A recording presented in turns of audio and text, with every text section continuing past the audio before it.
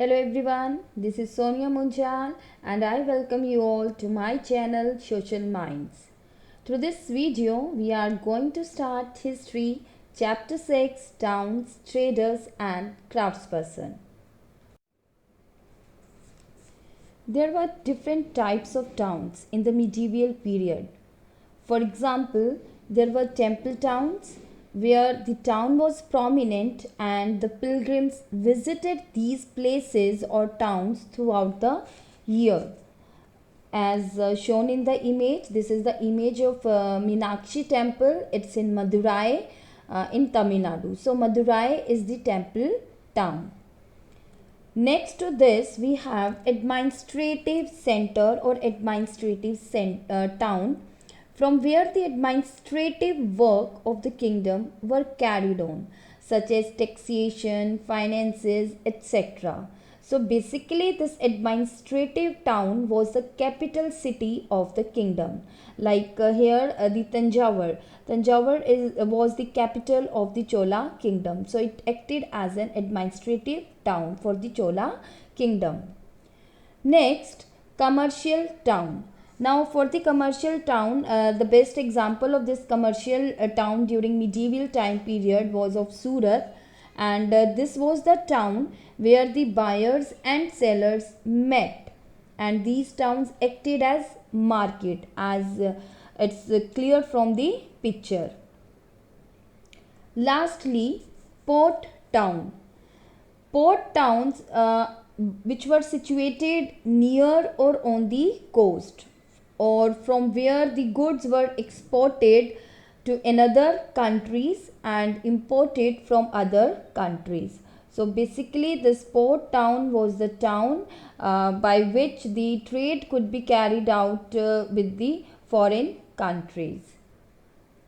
Apart from this, there were towns which combined several functions.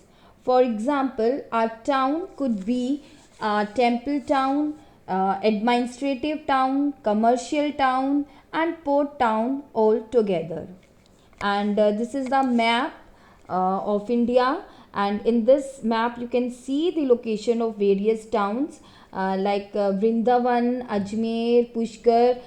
These were, and even today also, these are pilgrimage center. Somnath is also a temple town. This Bombay is a port town, but Bombay is called as Mumbai now.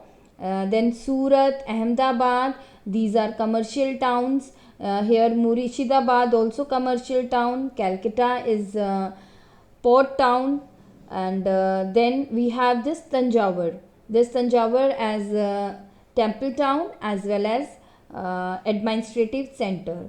Madurai is temple town. So many temples, so many types of towns are located on this map of India.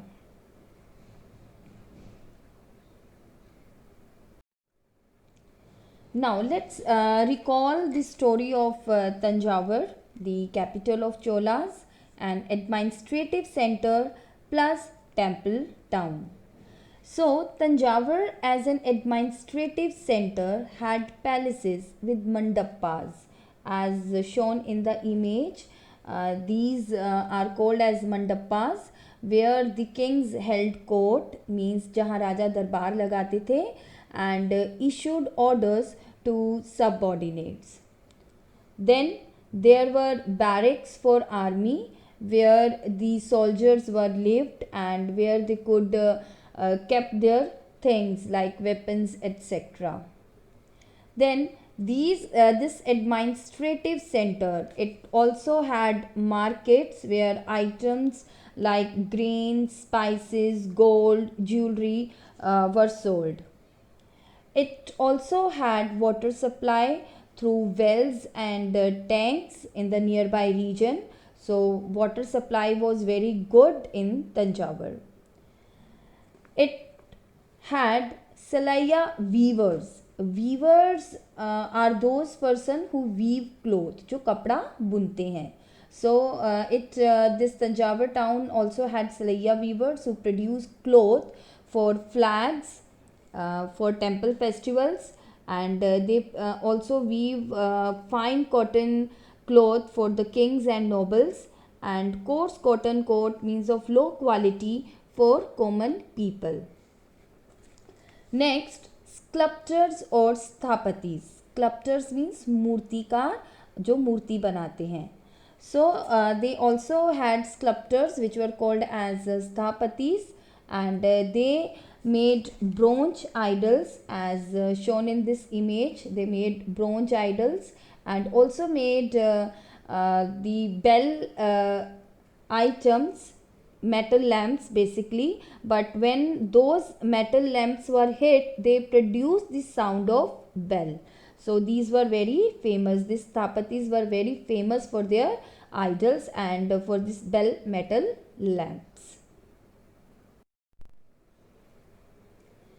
Tanjavur is also an example of a temple town, and temple town of the medieval time period represented an important patron of urbanization.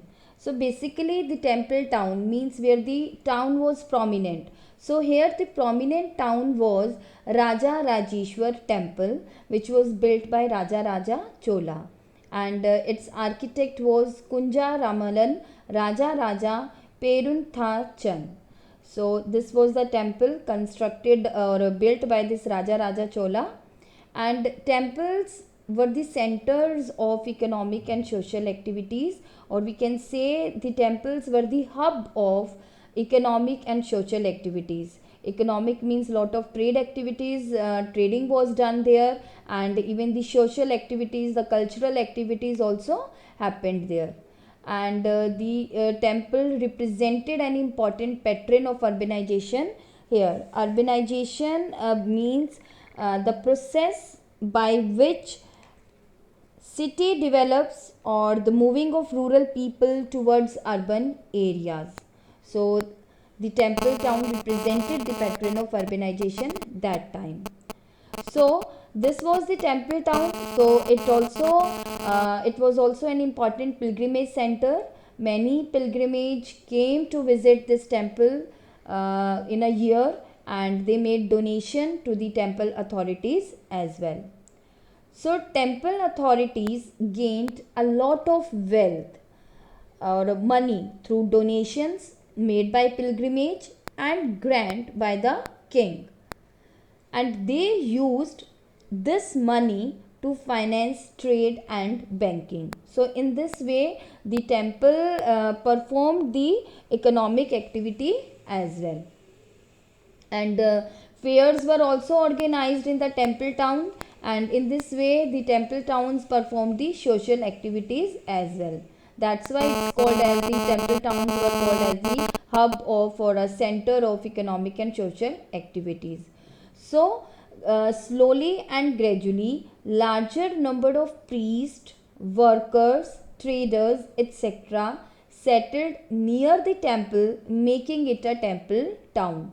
As so many features are associated with temple, so many activities are associated with temple, so slowly and gradually that place was occupied by so many people, the population was increased, activities were increased, people started getting the jobs there, and slowly and gradually that place ultimately turned into a town.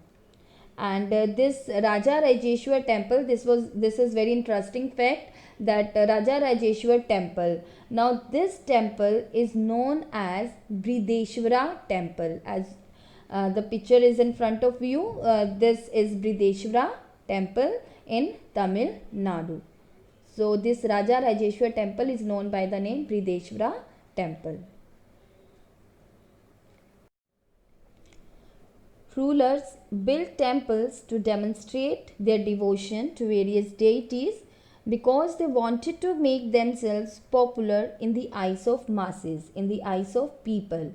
So by constructing temples, by building temples, they can show their power, they can show their wealth, and even they can show their devotion to various gods and goddesses. So reasons for the growth of temple town.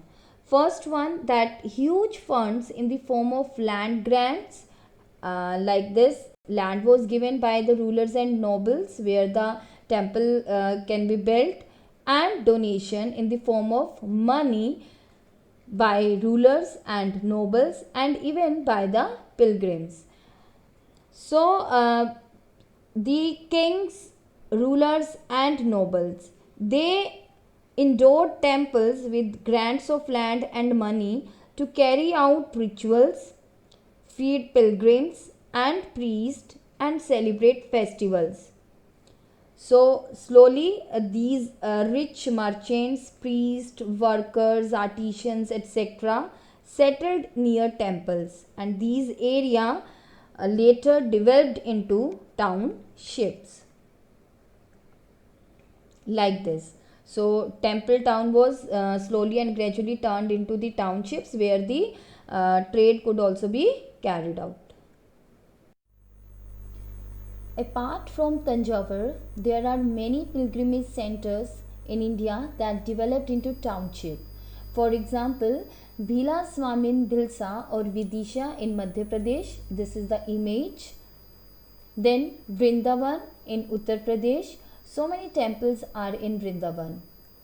Somnath in Gujarat, Madurai in Tamil Nadu, Tirupati in Andhra Pradesh, Kanchipuram and Tiruvannamalai in Tamil Nadu. All these are pilgrimage centers that developed into townships.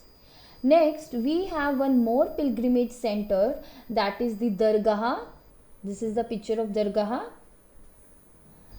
of Khwaja Moinuddin Chishti, who settled in Ajmer, and it attracted devotees from all creeds, from all castes. So it provides an excellent example of religious coexistence. And near Ajmer, there is a lake Pushkar, which also attracted pilgrims from ancient times. Next topic is what all small towns had. Now this thing is clear that the centers, whether the administrative center or a temple town, they converted into they followed the path of the urbanization. So what actually all these small towns had? First thing, they had mandipika or mandi, means a kind of market where nearby villagers brought their products for selling in the market. Then these small towns had fortified palaces which were constructed by samantas or zamindars, and these samantas or zamindars were assigned the duty to collect the taxes from the people as well. Then in the small towns, the traders were also there. Some traders lived in town while some traveled from town to town. Next, in the small towns, one can see the streets also. So one street is called a market street, which is also called hart, which were lined with shops, means in a line there were so many shops. Then the another street which was specially meant for artisans like potters, oil pressers, sugar makers, etc.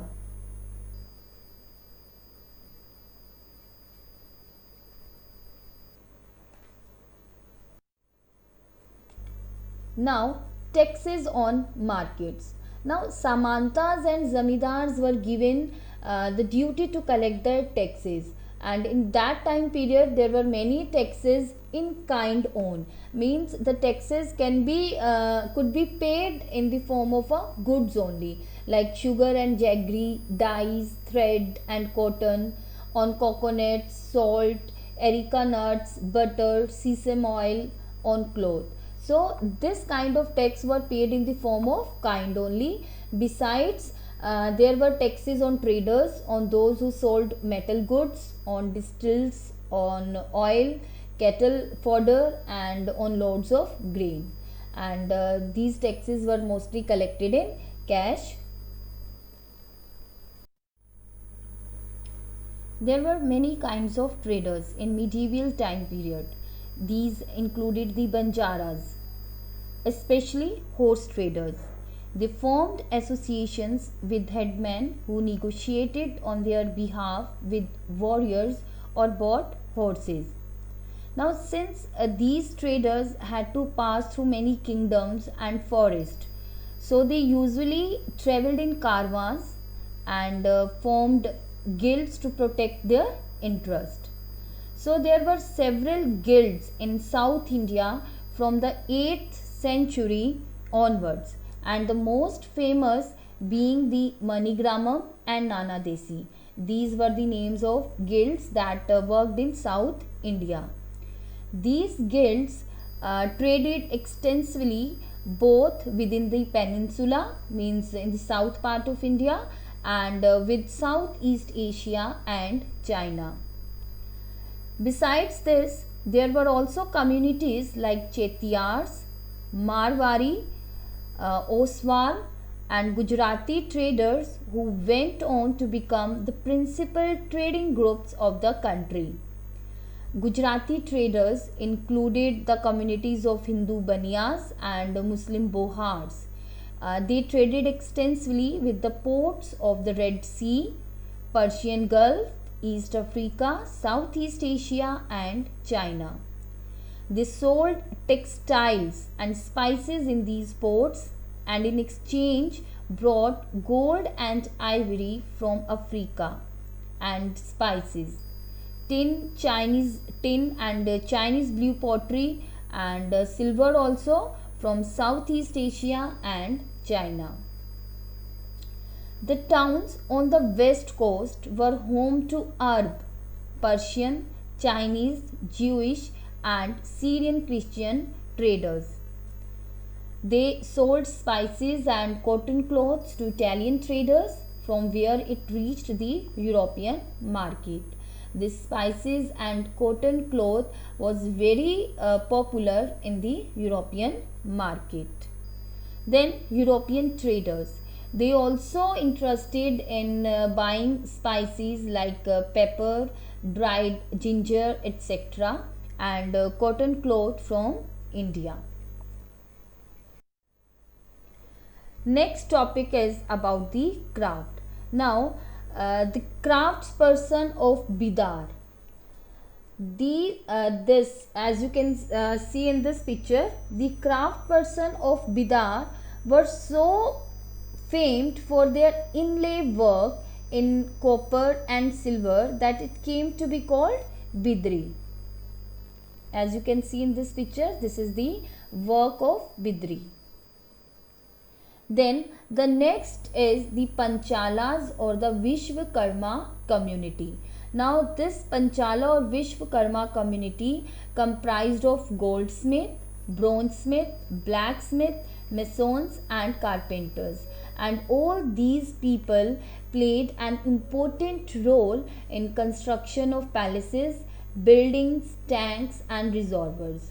क्योंकि इनके काम के बिना कोई भी building construct नहीं हो सकती, कोई बिल्डिंग नहीं बन सकती, पैलेस नहीं बन सकता. So this is the picture of this Vishwakarma community. Next we have Saliyar और Kaikolars. Now these were famous weavers who weave cloth, and they emerged as prosperous communities, and they made donation to temples, and this craft community of Salyar or Kekolars were very rich and prosperous. This is the picture of Salyar or Kekolars who weave the cloth. Next is the bronze, bell metal and the lost wax technique. As you can see in this picture, this is the bronze statue of Krishna subduing the serpent demon Kalia. ठीक है, picture में clear है कि कृष्णा जो है वो सांप के ऊपर खड़े हुए हैं. And what is this lost wax technique? So this we know that the metals, these idols were made with the bronze, which is an alloy containing copper and tin. Bell metal contains a greater proportion of tin than other kinds of bronze, so that it produced a bell-like sound. Chola bronze statues This is the bronze statue, and in Chola time period this kind of statues were made using the lost wax technique. तो वो technique क्या थी? In this, first of all, an image was made of wax. This was then which was covered with clay and allowed to dry. Next, it was heated and a tiny hole was made in the clay cover. So, due to the heat, the wax melted and later on it was drained out. उसे निकाल लिया जाता था through the hole. Then molten metal was poured into the clay mold through the hole. Once the metal cooled and solidified, the clay cover was carefully removed and the image was cleaned and polished. ठीक है, so this was called the lost wax technique. So this is all for the chapter. Thank you, and don't forget to subscribe my channel and stay tuned for the next video of the same chapter.